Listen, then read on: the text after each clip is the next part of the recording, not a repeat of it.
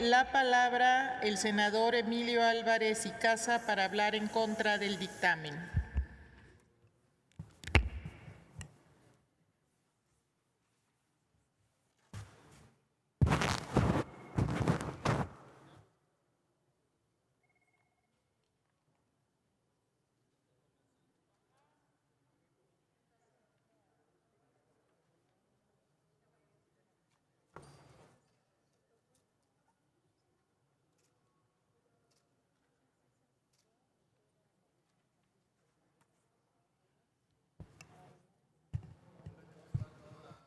Buenas tardes y distinguida Asamblea. Antes de fijar mi posición, quiero expresar mi reconocimiento a todo el personal médico por su ardua labor y entrega a todas y todos los mexicanos. Incluso han sido víctimas de agresiones y cargan con la enorme demanda y frustración, la desesperación de pacientes y familiares que reclaman por respuestas y servicios. Por eso, hago un atento llamado a que cuidemos al personal médico. Me gustaría iniciar diciendo que esta es una gran ocasión, pero no es el caso. Esta sesión del Pleno del Senado de la República le queda a deber al pueblo de México. No se hace cargo de que México está en crisis. El Senado de la República no se hace cargo para tener una agenda integral que ayude a salvar vidas, a salvar nuestra economía o a mitigar los efectos de la pandemia del coronavirus. Pero no es así. Se ha optado por una estrecha visión, mezquina diría yo, y se ha limitado la agenda. No se discute, por ejemplo, un plan para atender la emergencia económica y social, y tampoco la destrucción de millones de fuentes de empleo, y con eso la subsistión de miles y millones de familias en este país.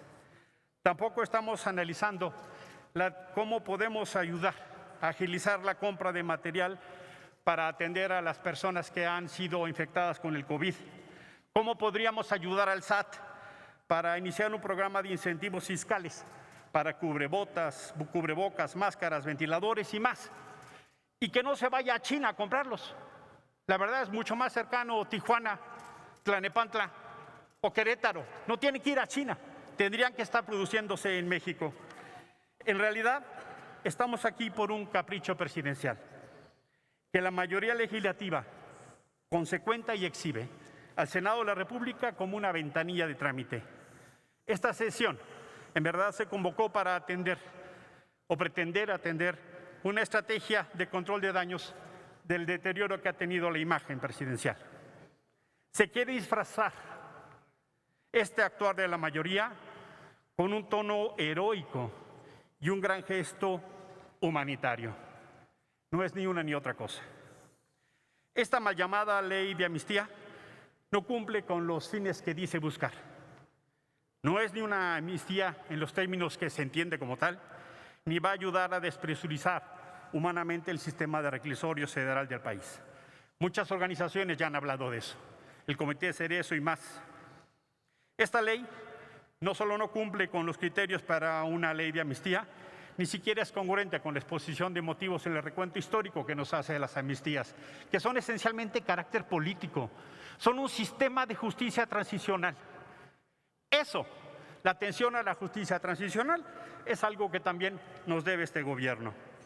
Si lo que se quiere descongestionar es el sistema penitenciario federal, lo cual está muy bien, porque en realidad es un sistema corrupto y sobrepoblado, lo primero que tenía que hacerse es echar atrás la reforma del 19 constitucional que habla de la prisión preventiva oficiosa. Aquí se aprobó esa medida que en realidad va a llenar a los reclusorios de población.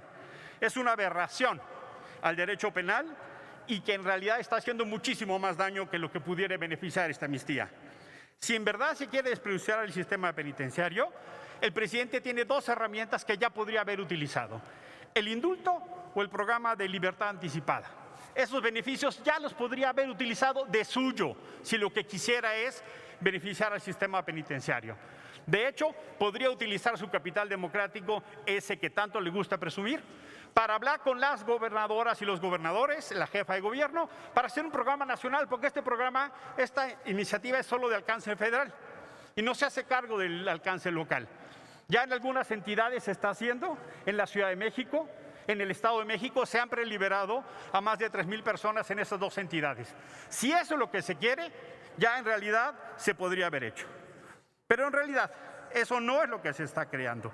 Incluso, quien piense que esta iniciativa servirá para la pandemia, se equivoca o miente. Esto no es para eso. Se va a crear una comisión, se tendrán 60 días para eso, y luego se va a revisar caso por caso. Van a pasar 3 o 4 meses.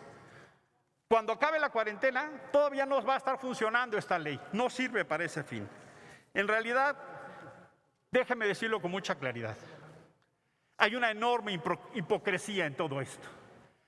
Se aprueban leyes punitivas, no se hacen uso de facultades constitucionales que ya se pueden utilizar, no se atiende el por sí ya maltratado sistema penitenciario y la corrupción que existe, y ahora sí, deciden hacerle caso a la UNUDH cuando en general nunca la pelan.